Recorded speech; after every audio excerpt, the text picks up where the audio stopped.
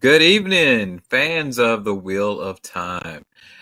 Welcome to our chat. We're doing a season 3 recap. We're going to talk about all the things Wheel of Time and hope to get into it.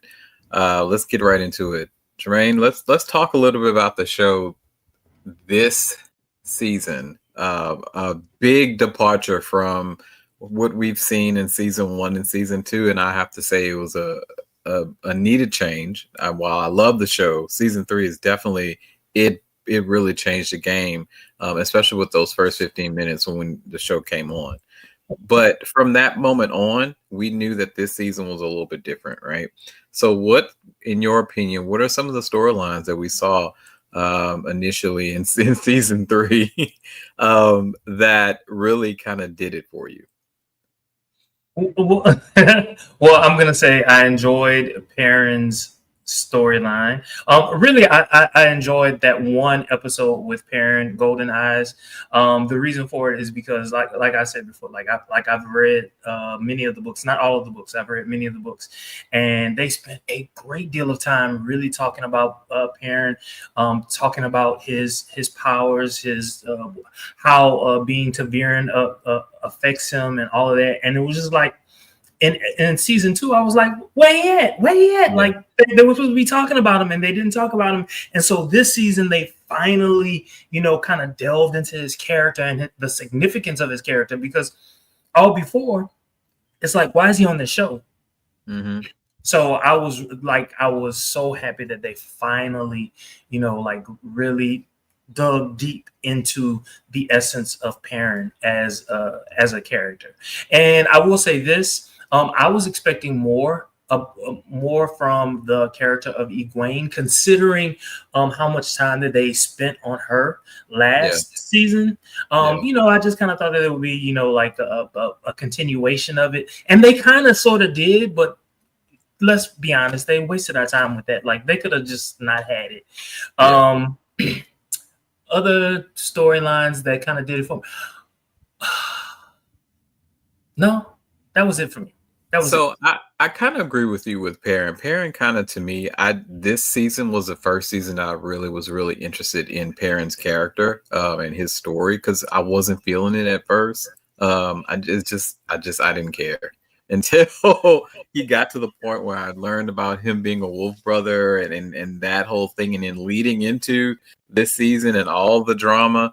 I absolutely loved that part of the story as well. I also agree with Egwene, that whole that enslavement period, right? I feel like that really should have led her down a little bit more trauma or a little bit more something to give her a little bit more in this season. And I kind of felt that was wasted with the whole I'm still caught up in Rand, pieces of that story, right? And then ultimately, we saw what happened. Nothing. She cried, and and that was really about it. And Rand, of course, was being a complete fuckboy this whole season. We'll talk about that in a little bit, but I did not like that. But I will say, one of the pieces that I love is really Siuan and Moraine and their story together, and how that kind of culminated. And one of the favorite moments of this season for me was when Moraine realized that Siuan was dead when she was fighting Lanfear. And that particular moment was really, it kind of encapsulated their whole story. And that moment gave her the strength that she needed to finally get the upper hand with Lanfear. And I really think that was even though that's a part of the book, but they took some liberties with this, with their relationship. I think that was one of the better storylines. I also go.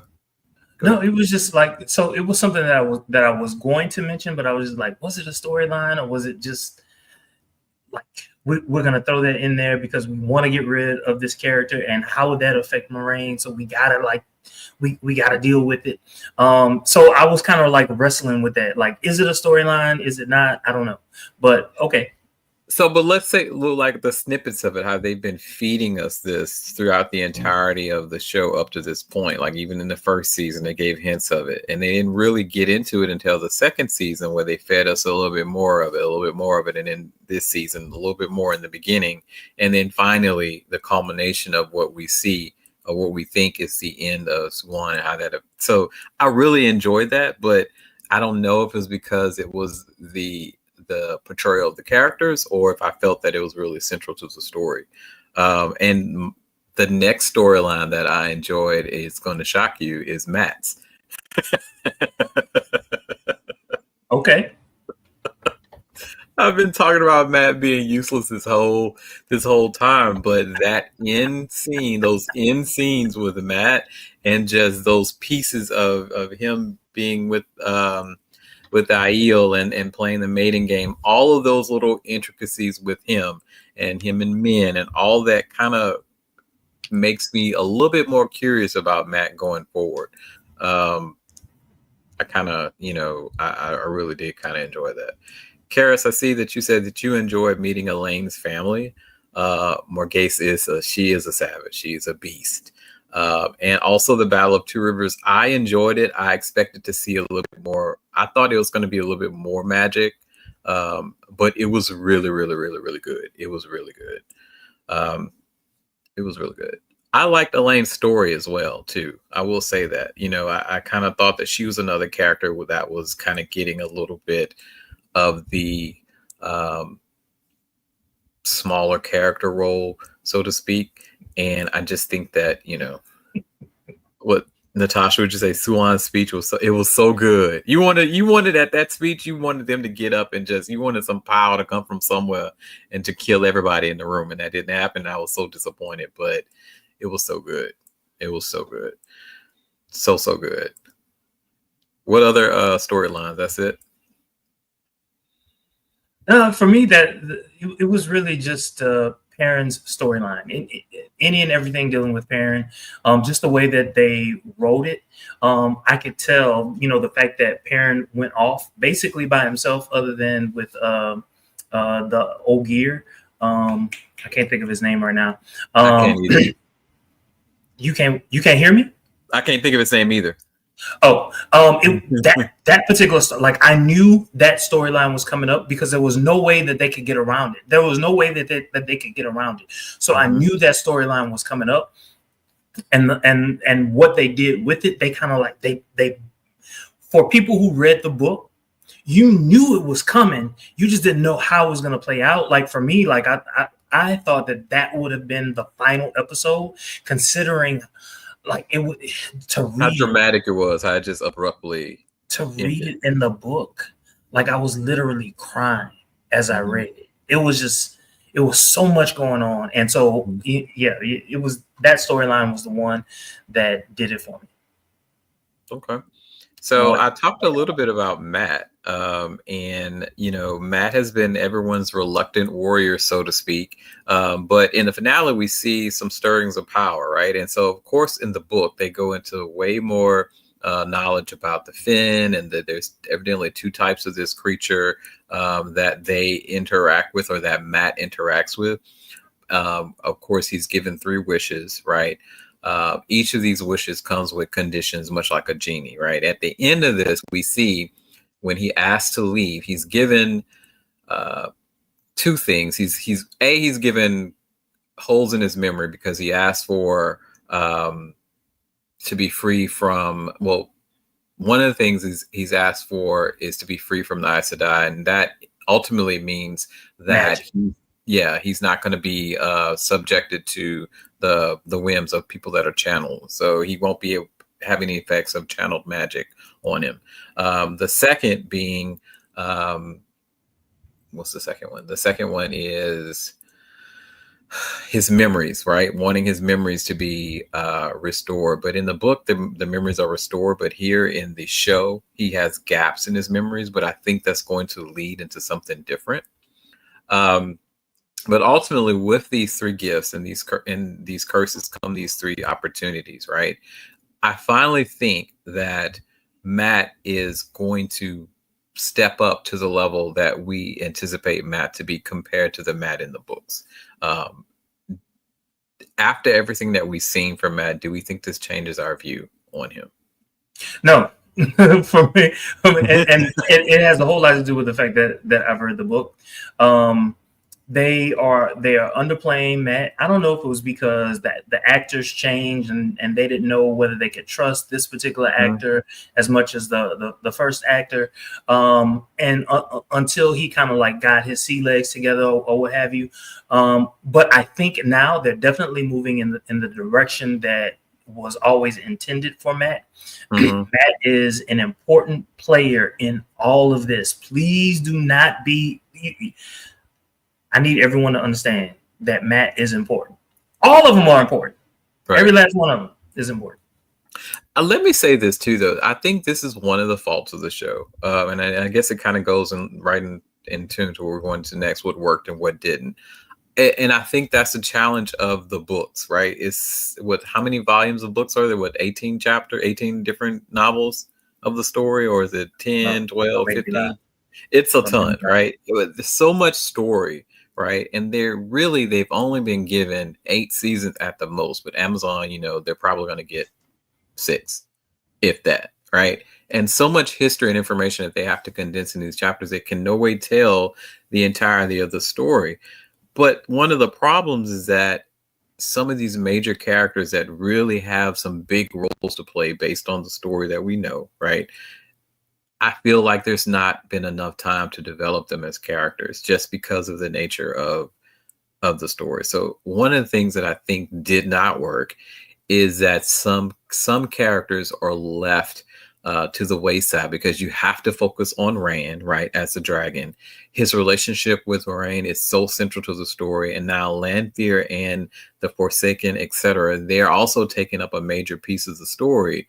Well, while in the midst of all this fighting, we're still having to learn who these people are as characters, right, and who they are and what their story is going to be as it relates to the future of this world that we've all kind of joined. So for me, thank you, Natasha.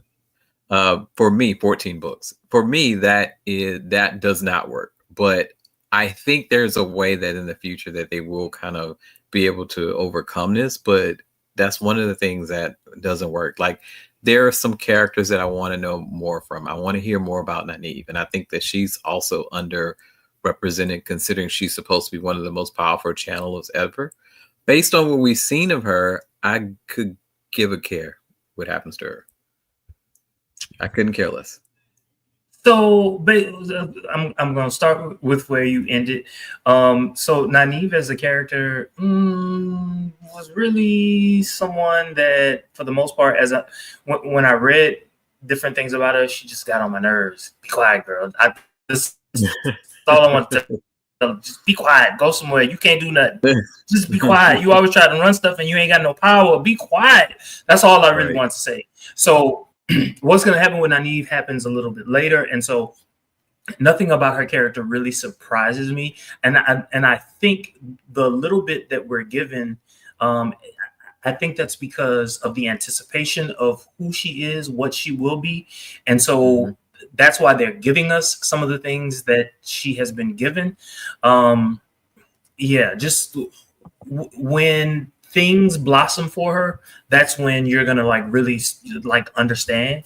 To me, they spent too much time on the character of Moiraine. Yes. That all other characters suffered. Yes. And don't get me wrong, the relationship that she has with Lan is important, but it wasn't as important as what we saw in the television show. Also,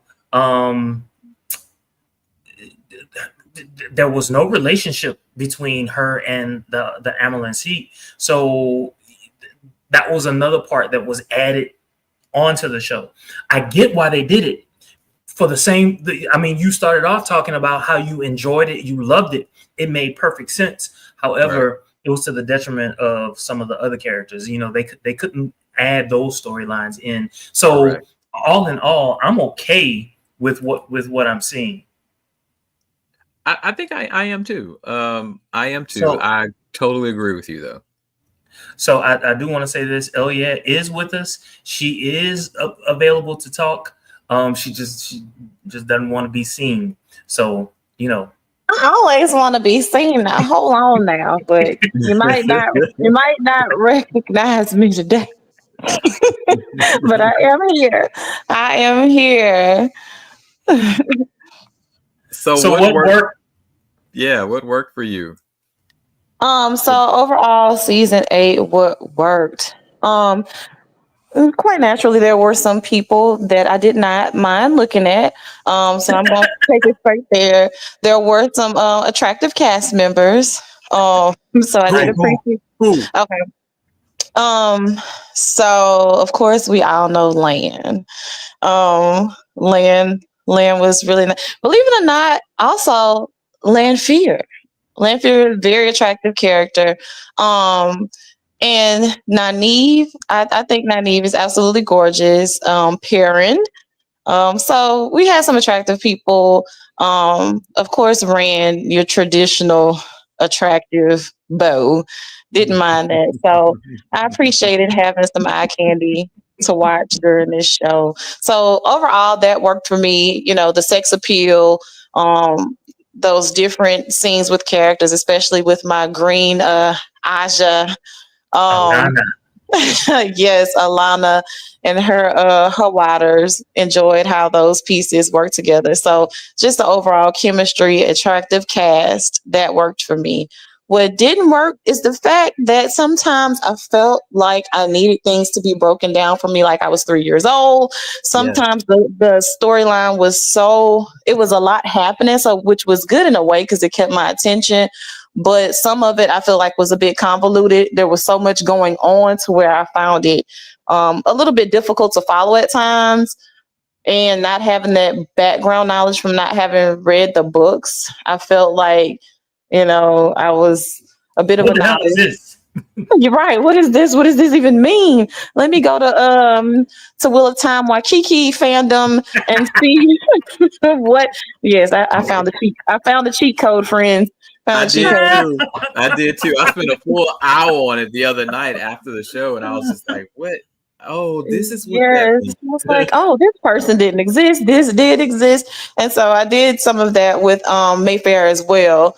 And so that kind of was like a little cheat code for me. So that did not work. Just so much going on to where I feel like I got a bit lost. But overall, stellar show. Enjoyed it. Can't wait until next season. So you don't really think that you don't really, other than that, you don't have any other missteps for you? Like, are there some other characters that you wish you would saw more of? Thank you, Corey, because you just alley ooped. Let me go ahead and bring this back to Perrin right quick. They did.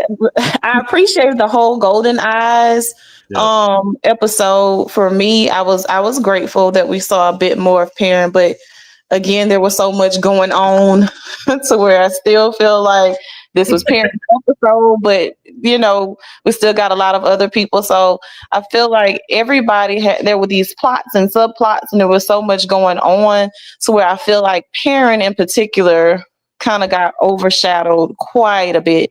I agree with Jermaine when he says that they spent way too much time on Moraine. I'm like, okay. Like, It's the you would Moraine. think that the first and second season were all about her, as much Yeah. time as they spent on her. Yes, yes, yes. Natasha says that's understandable. This is one reason why the show needs more episodes for it to breathe. Come on, Natasha, you my soul sister. You get it. She gets it. She gets it. There was so much going on. This could have been one of those Tyler Perry level episode shows to where you have 96 episodes in one season. Yes. That's it, because there's Yes. so much going on. 30 to But, 50 episodes. Yes. So yes, I would Comparing have this show liked to to see Tyler it. Perry, I don't know how I feel about that one. Well, it was a weak comparison there, but just saying that they had room to spread it out. Spread it out. Yes, a little bit more than what they did over 8 episodes. Expensive anymore. I agree with you, Christopher. I think that the world itself is so rich, and they have done a really good job with that. One thing that I wish I got a little bit more, I love a villain, and all of us here on the show, we love villains. So the villains are so rich, like Lanfear, Mogadine, and just the ones that we've seen. I've not delved into the books, but there's even more great villains to come, supposedly, to get all of them. But I just wish that we got a little bit more of the villains, because they're also part of that lore and that world building that I kind of miss. But you can't have it all. You can't have all the villains, less Moraine, and then all the people too. So Not Liz Moraine. Please say that again. we got a little bit of a lighter that showed up as a villain, and she looks so amazing doing it. Like, if I was 90 years old, I'd give a lot of something. Baby, a lot is a worthy villain. Okay, that voice. Yes, she is fierce. Well, let me ask you all a question. Is it that the person who was playing Moraine, is it that she wasn't giving what we need, or was it just that they just spent too much time on Moraine? She's a great actress. I just think they spent too much time. Like, the whole first and second season was really about her. Like, you would have thought that the show was her show. I thought she was the main character, right? Until I realized it was an ensemble, right? And then they started slowly introducing everyone else. I just felt like they focused a lot on her and her backstory.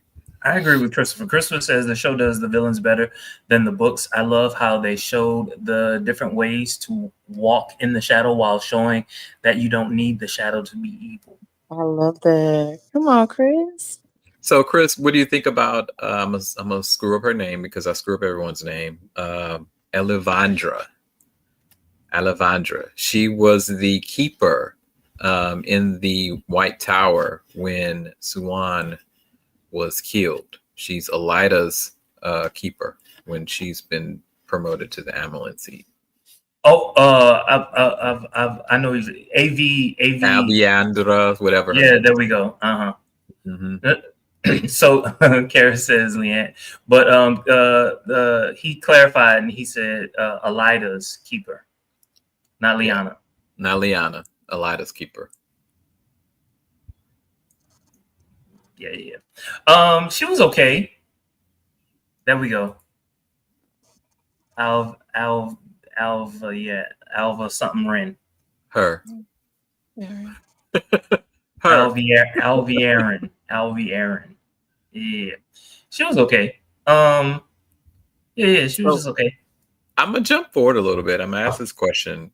Do we think that Siuan is really dead?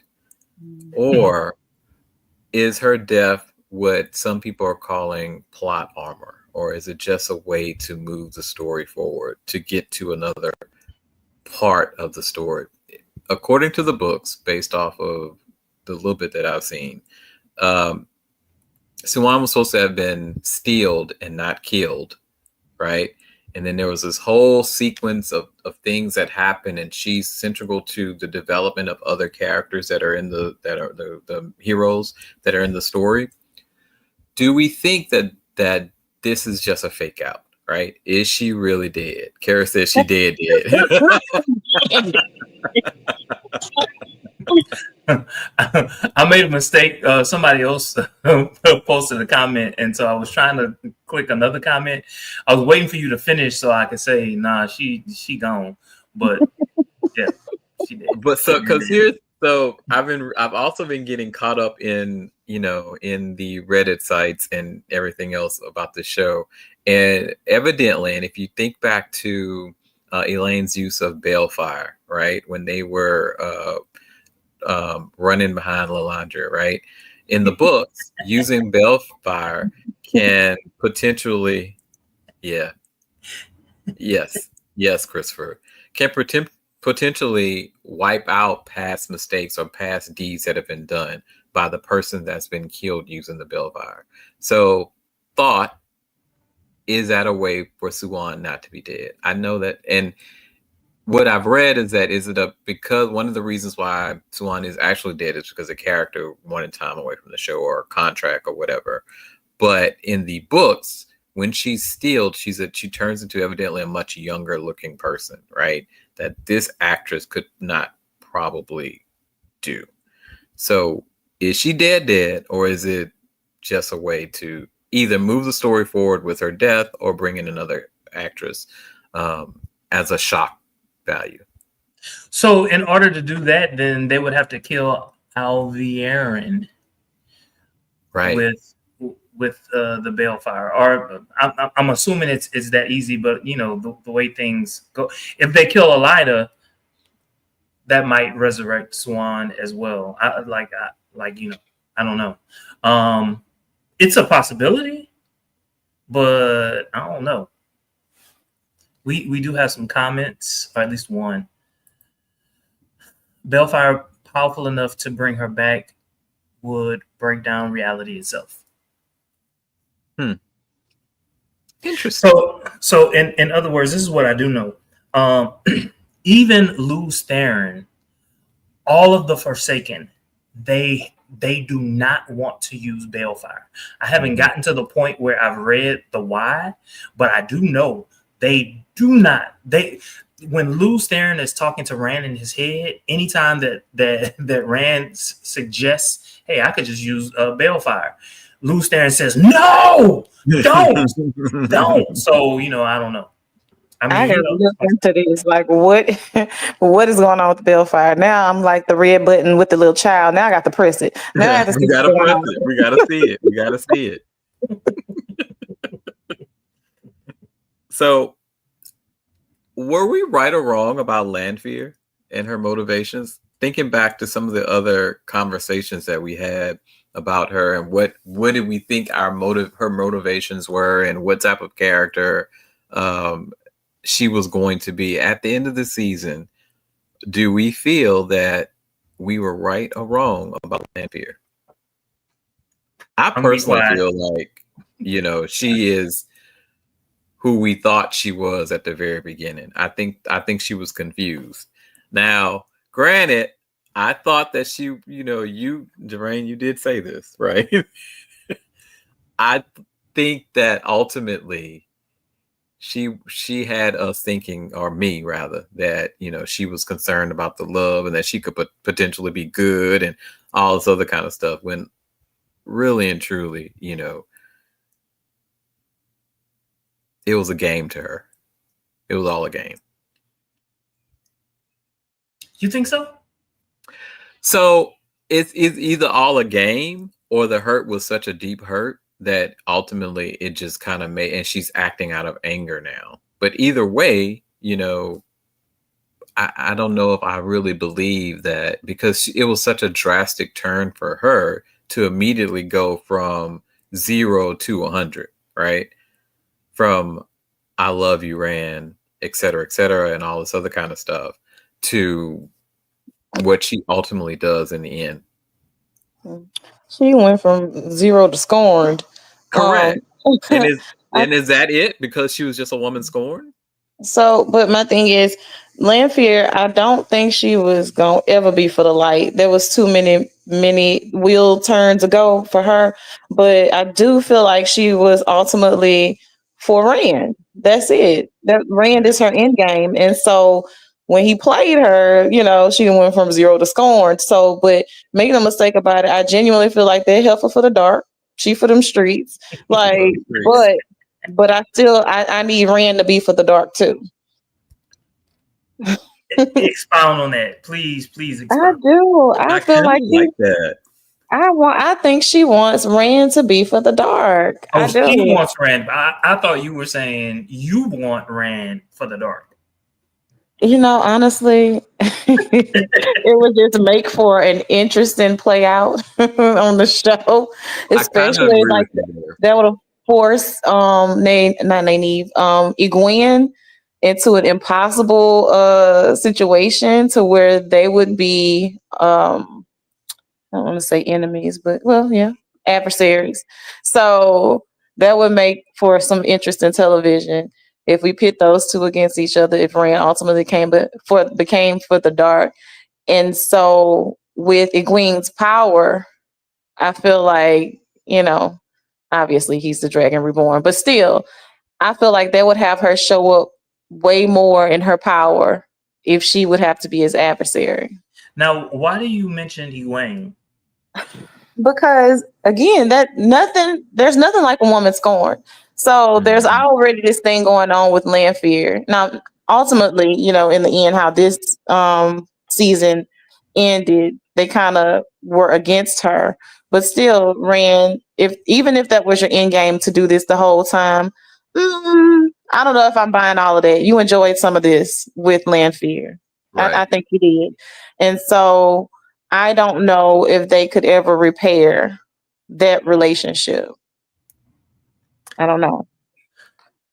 It's all very interesting. I also agree with you, and let me add to the point. One of the final scenes that we saw was Rand when he got to that point when he was fully kind of basically overcome by a mix of shadow and fire, and Egwene was telling him to pull back or to stop, and he just looked at her, and that look that came across his face as the power was encircling him, he's already getting there to that point, right? So it wouldn't be too much of a leap to say, and I know in the books there's all these other things that happen and they really start to show the madness or whatever, but it wouldn't be too much of a leap to say that in a couple seasons, hope we get him, right, that he actually is the bad guy, right? And all these heroes that have grown to love him or to celebrate him as a dragon reborn now have to face him.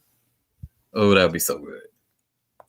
So, like I mentioned in the last episode, whenever Rand uses his power, he becomes emotionless. Mm-hmm. So it wasn't that he was looking at her like, what the fuck, or stand back or whatever. It was just more like he was just looking, because he's devoid of emotion when he's using his power. So don't read too much into his look. But is that a precursor to the challenges that he will start to face as he's forced to use more and more power as the odds begin to, I imagine the odds are going to get more and more in favor of the dark, as most of the time these shows do. The light is basically backed up against the wall, and it comes down to 2 or 3 decisions or choices that they make, or whether or not they're going to survive, right? So ultimately, we're going to see the same type of situation where a sacrifice is going to have to be made, and it's going to be Rand. It's going to be the sacrifice, or sacrifice it in terms of the amount of power they has to use or whatever, right? I didn't read the rest of the books. I don't know, or like Elias says, is he ultimately would he be turned to the dark? Like, how do the books end? Those of you that have read the books. I don't know how it ends. It seems as if Christopher and Natasha and Karis have read the full series. I'm just on 6. Christopher says Egwene loves Two Rivers Rand. She's afraid of the dragon reborn. They will never work. I don't think she's afraid of him though. I don't know if I go that far. No, she's not. She's not necessarily afraid of him. It's more his power. I will say this: they never got together in any kind of way in the book at all. That is something of the show. Okay. So in terms of their dynamic, what we see or what we will see will probably be like, oh, I didn't anticipate that. Right. So Christopher says, I know how it ends, but do you want me to spoil it? No, don't spoil it. I don't want don't spoil it. Or just message us offline and tell me. Just allow it to me on the side. Don't do it for me.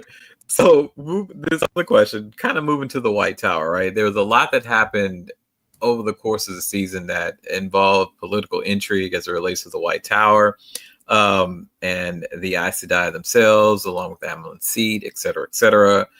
Are they alone responsible for the chaos that ensues as a result of everything that happened, whether it be Siuan's action or lack of action, as some may say, or the Aes Sedai themselves responsible for the chaos?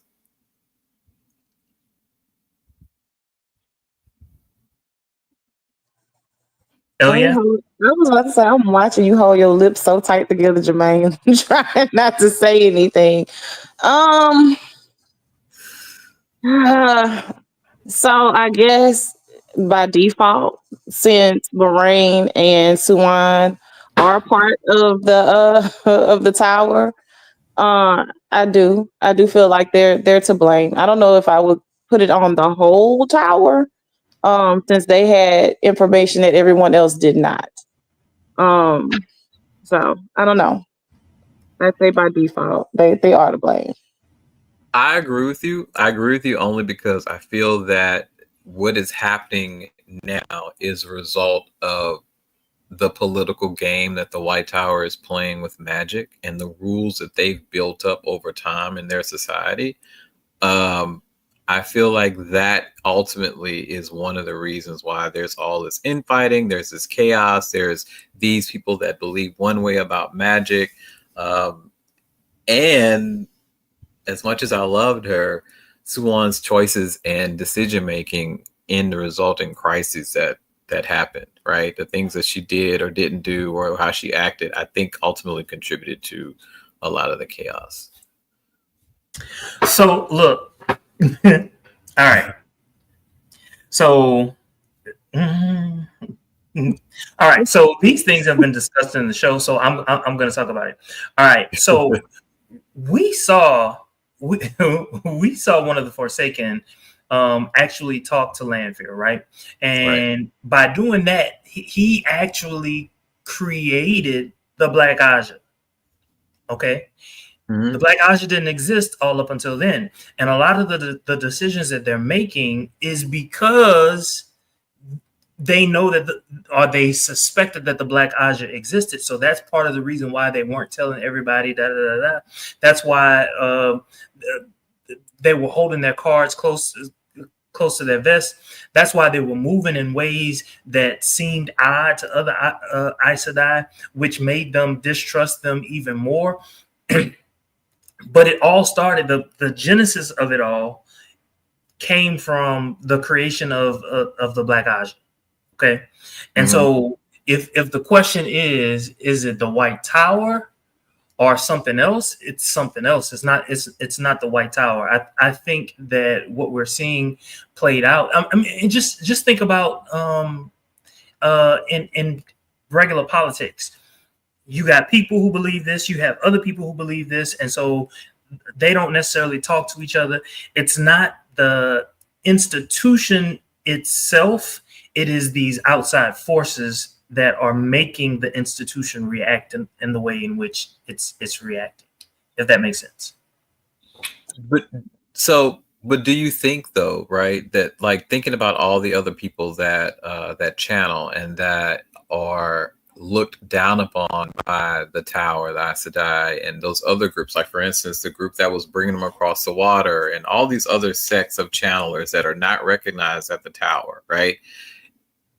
If there was a way for power to be decentralized, right? And for them not to be so cloistered, and this is what ifs, right? But would it still happen the way that it happened? I feel like the structure of the Aes Sedai in and of itself is part of the reason why there was, Black Aja could have been created and why all this distrust was sown into the Tower is up its own butt. I feel like that's the reason.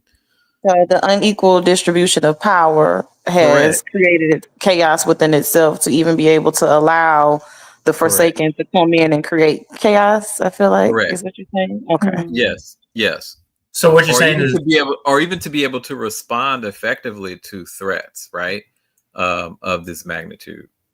so what you're saying is, if someone doesn't have the power, they automatically distrust those with the power, as evidenced by the white cloak, and as evidenced by even the two rivers, because many of the people in the two rivers don't trust those Correct. with power, and so because they have power, the fact that you have power, not the institution itself, but the fact that you have power, people are more likely to distrust you. Right. So like the real world. That I Got understand. That I understand. Right. So Christopher And says, they don't do themselves any favor, right? It's classism, right? Christopher, right? So Christopher says the paranoia and classism in the tower makes it a flawed system, especially when you have an Aja who relies on the status quo to remain. The red Aja doesn't exist if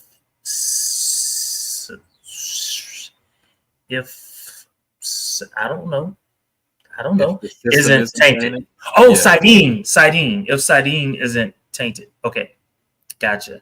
Also, Christopher says, if you notice, Aes Sedai didn't have a red stone. I don't know who that is.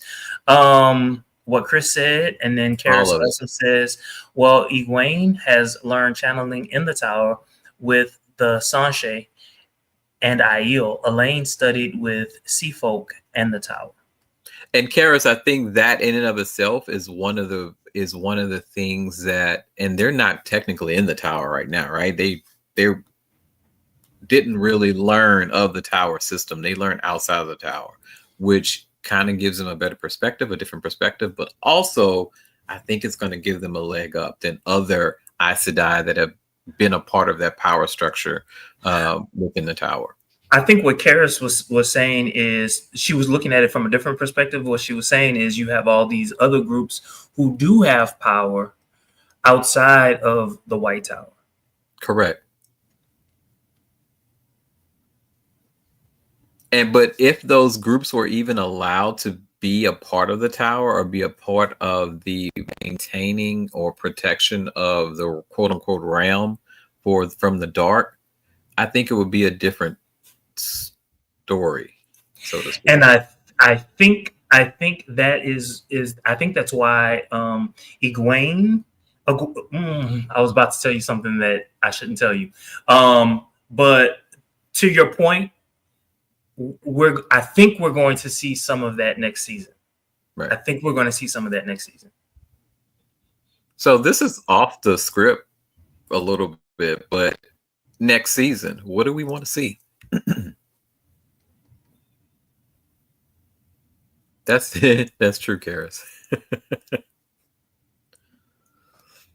That's true. Oh yeah, what do you want to see next season? Because I've been talking a lot. Next season, more of the same. I could tell you what I don't want to see. I don't want to see a Mayfair level letdown. That's what I don't want to see. But I would like to see them keep this cast that they have. I feel like they have some really, really great actors in this show across the board. So I would like to see more of them bring back the same cast. To that end, if they do introduce anyone new, please let them be attractive. I know I keep harping on this, but it's important. It's important. At least it's important to me. Well, who's not attractive? I didn't say that. I don't think Leandrian is attractive, but I enjoy watching her. Not at all. Like she got a witch face. It's like watching Schmeagol from the Lord of the Rings with blonde extensions. Y'all ever saw Saw? Yeah. Don't she look like Saw? She looked like the puppet. She looked like the puppet. The way her cheekbones all high and pulled back, and she got that decrepit looking face. But you know what? That wench can flat foot act. So she okay. They can bring her back. It's fine. I enjoy watching her. But in all seriousness, again, Perrin, little bit more of him, and Matt. My goodness, please let Matt get laid in the next season. And shine. And shine. We want to get laid and shine. Oh yes, please do something with Matt. Because poor Matt, he had it tough. But let's see. I want to see how Elida runs the top. Listen, look, I'm starting with the playthings now. You're getting into the serious stuff. I think Elida is going to be a great and horrible Amaryllin. Mhm. And So when you I said say a great. yes, Tell us why. Tell us why she's going to be great, and then tell us why she's going to be horrible. I think that heifer was born to rule. So I think she's going to be great simply because she does not care about What anybody's you think? feelings. She's going to make the decisions that she thinks needs to be made. Come with may, come with might. I'm not interested in the politics of friends. I'm here to run the tower. That is it. That is it. And you're going to respect me. If you don't like it, off with your head. Okay. So I think she's going to be a great ruler simply because now look, you'll in a different conversation, I'll contradict myself. People will look, I'm serious. People will fear her. Okay. They're not going to play with Elida. I don't think so. Now horrible is a contradiction. People will fear her. And Right. so you have to be leery of people who are afraid of you. They will plot to kill you. So I think she's going to be great and terrible. I think for me, what I would love to see next season, I want to see a little bit more of Elaine, and that whole relationship with her mother and how she finds out about Gabriel and how he's not, he's not who he said he is. Basically, what Tom I think told her. I want to see that. I want to see that court and how that court, interacts. I want to see more of the two brothers. And their dynamic, kind of as they protect their sister or their mother or whatever. I think that could kind of be really interesting. My concern is, though, is that going to foreshadow some of the other stuff, right? Like we saw a lot of Two Rivers this season, and I feel that that story is also going to kind of be brought up to the forefront, and it may overshadow, some other things. And also, we can't forget about Perrin's situation, right? Being taken away by the White Cloaks. I'm curious to see what happens with that, and how that piece of the story is going to interact with everything else that's going on in the world. And I want to see who's going to get the brunt of Moraine's sorrow at the death of Siuan, right? How is that going to manifest, and is that going to change her character, or are we in for some good challenge and some good power and some good, just, is she going to go on a revenge tour, so to speak? So I was gonna be quiet, but Blake said something, and I was like, this is the moment for me to be quiet because I've read the books and I have a sense of what's going to happen. So let me just be quiet.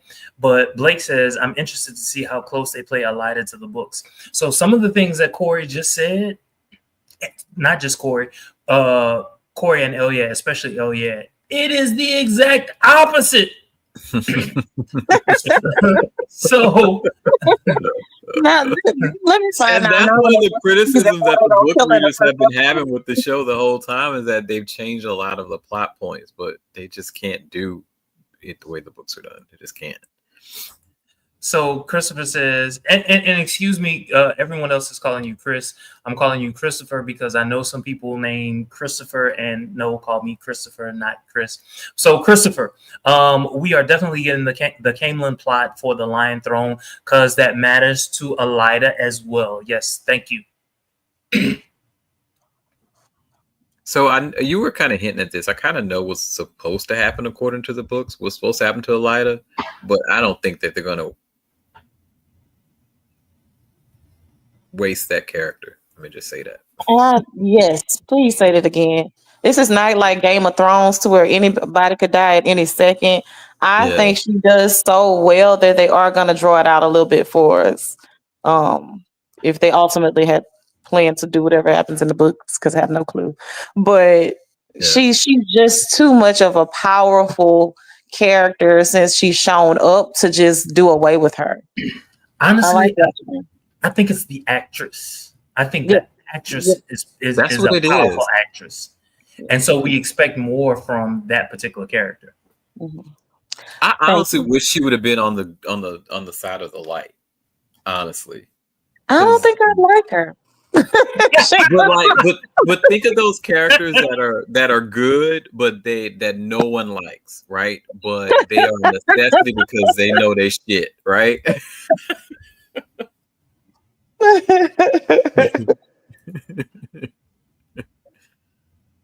So Christopher also says a light is going to hunt Moraine and Rand, causing fractures in the tower. I think that kind of has to happen to move the story forward to an extent. You added the LOL, so I'm assuming that LOL is because of the use of the word aborted. And also, doesn't she in the books? Doesn't she, Siuan? Didn't she take a male lover as a partner after she was stealed? And was it Gareth? Was his name? And she was Gareth Bryn. Yeah, she was into spankings and whatnot. And I haven't gotten there. You would uncover. No, she was in a little S&M. Heavy on the M. Masochism. She was into it. She liked it. So we're going to toot a boot real quick. Toot is if we liked it. Boot is if we hate it. Rand as a fuck boy. Tooted or booted next season? Tooted. Toot. He is. He absolutely is.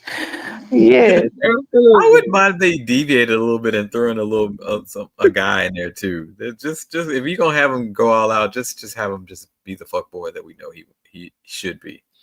Lalandrian Sorrow. So I'm sorry to interrupt. So Blake said because she's a black woman, I'm assuming he's talking about Siuan. I appreciate them not letting her go out all subservient and whatnot after being still. Yeah, we love it. We want to toot that, Blake. We like that. We toot that. Lalandrian Sorrow. I think her sorrow, this is me personally, that was an integral part or an integral character in this season as well. And it led to the feelings that she has and the need that she has for power and for being recognized, so to speak. So do me a favor, when you say sorrow, can you qualify that? The sorrow of, so she is a badass character, right? She has been through a lot in her life, and she has turned that quote unquote sorrow into strength, but it's still pain, right? It's still there. It still represents itself. Do we think she gets redemption, or is her pain her power? Are we tooting Lalandrian as the power? She's signing up to be a weak Forsaken. She want to be under Moghedien. So we booting that, right? Because that was really a turn.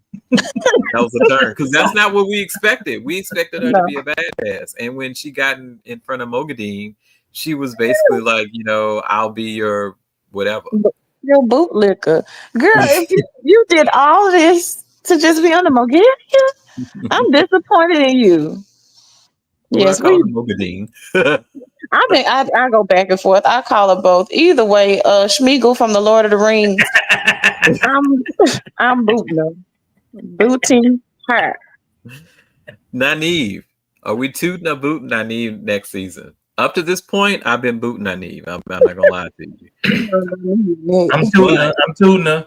I'm a tutor because I know she got great things in her. After she parted that Red Sea.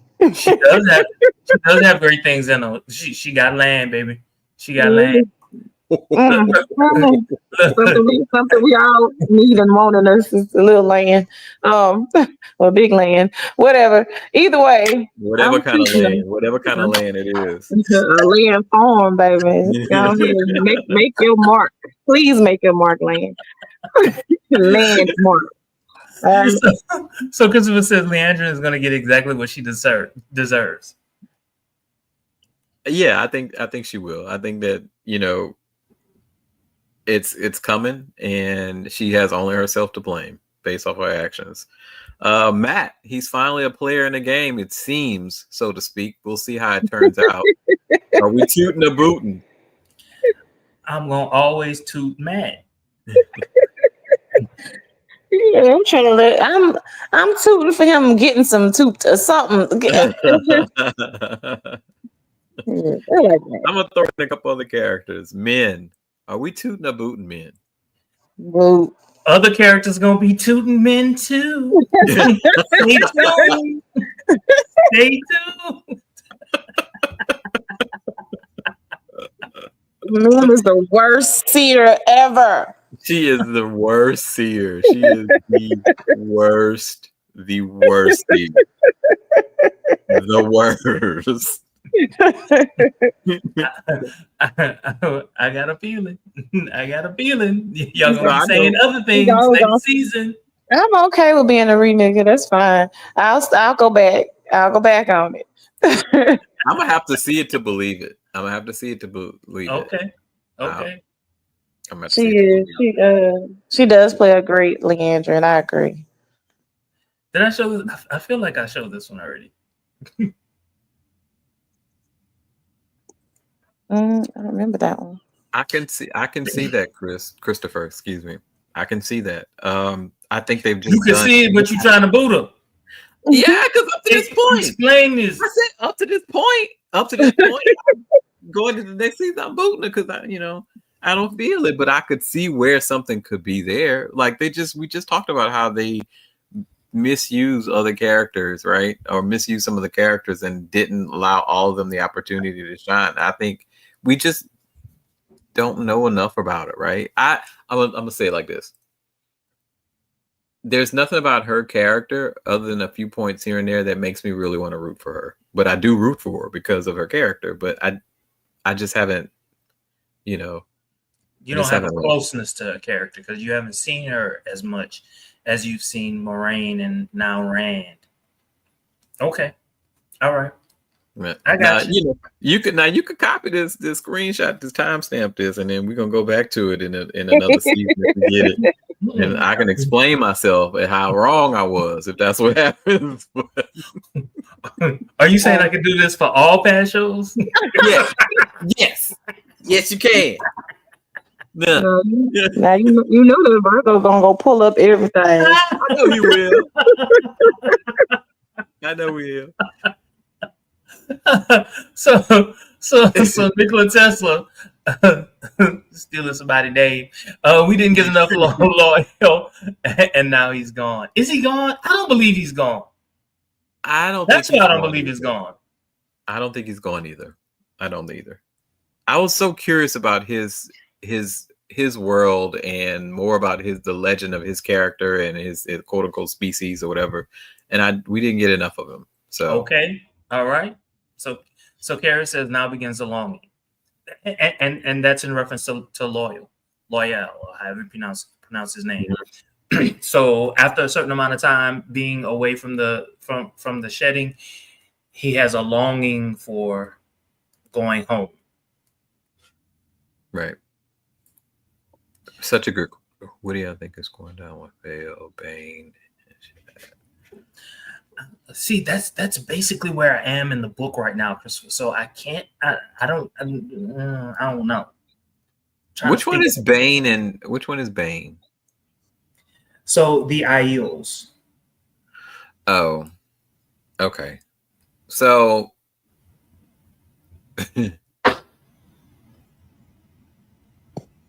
I don't know. I'm not sure. Fail, I really like her character, but I'm just, again, she's newer to the cast, and so I don't, I like her because she's with Perrin. The Aiels are actually probably two of the characters that I care the least about in the show, to be honest.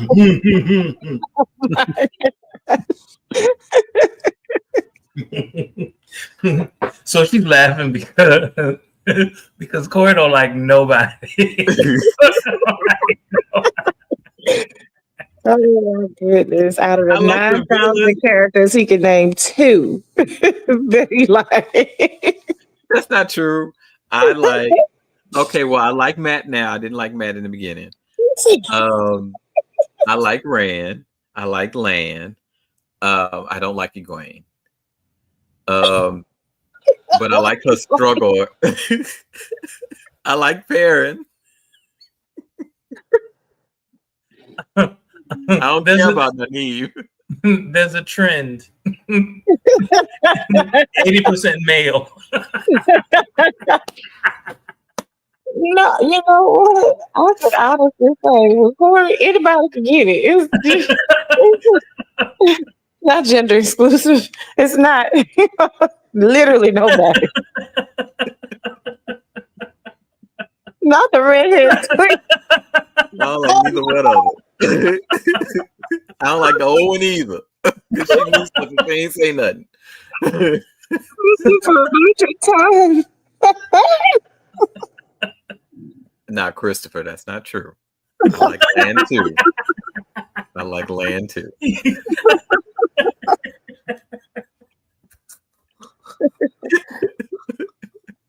Y'all are hilarious. What else you got, Corey? I don't have nothing else. I'm done. It seems like they just cooked you, Corey. You're crispy. So what if nothing? I'm not even gonna say that. So I'm gonna ask the obvious dumb question. They've been renewed. Do we have an estimate time that they are coming back with it? I don't know. It usually takes at least a year, right? So I read somewhere we got 2 years. 2. So they haven't started. They haven't started filming yet. Damn, I'm gonna be a green Aja by then. I'm gonna have 3 waters. So y'all, for those of you all who watch us quite a bit, what suggestions do you have in terms of different shows that we should/could be covering? If you've looked into our shows, we've done a lot with Interview with the Vampire. We've done Mayfair Witches, which we about. What other shows could we be covering? Yes. Let us know. I've been watching The Bondsman. I don't know if that'd be something that.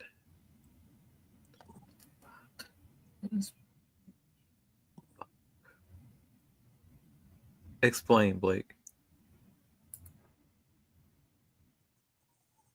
Yeah, you said it's been renewed. Did they announce the renewal? You read it? That they announced it? I did not read that. Overly presumptuous. Oh, you were being presumptuous.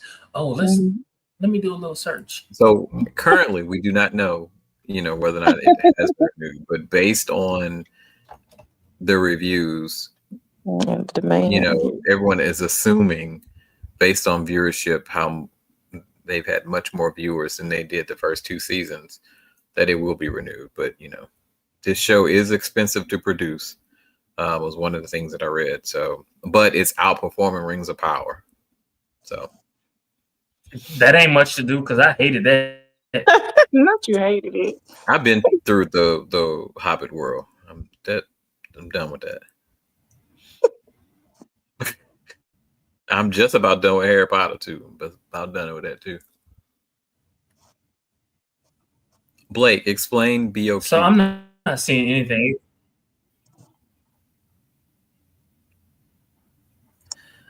So the episode, I'm sorry, I'm responding to Blake. Oh, I have. While y'all haven't seen Wicked, I saw a couple episodes. I thought it was the silliest thing I'd ever seen in my life. Wait, what was? I love Foundation. I love Corey and I have both watched Foundation, but I didn't think I could get anybody else to watch it. It's good, Elliot. Watch Foundation.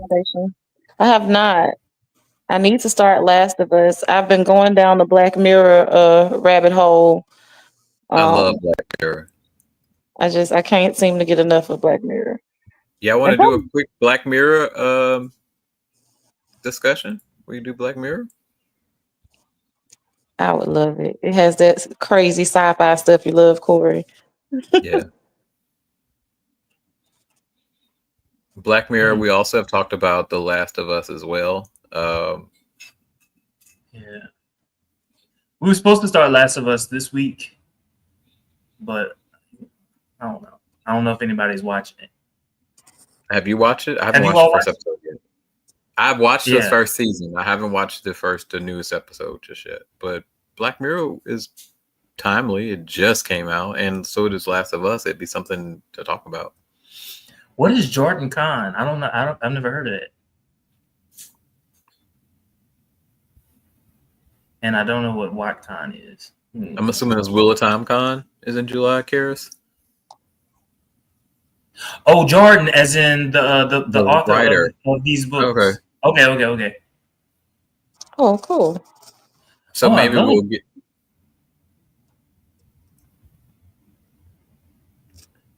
a road trip, Wheel of Time road trip. No, I'm gonna really get my Supernatural had too many seasons, but it was good. I didn't watch anything consistently with Supernatural, but I love what I did see. It's just too many seasons. And the story after 10 seasons of a show, it's repetitive. It becomes Tyler Perry. I see what Christopher's trying to do. Christopher's trying to get it popping. What's that, Atlanta? He's trying to get Corey to Atlanta. I done been.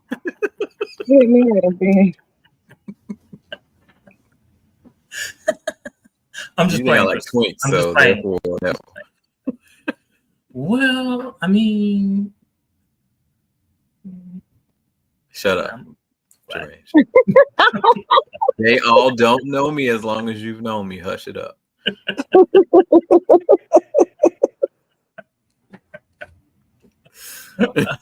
Okay, so we have some recommendations. Thank you all so very much. I think this is the end of the show. Thank you all so very much for laughing with us and joining us. Don't forget to like, comment, subscribe, and share. Until next time, y'all have a good one.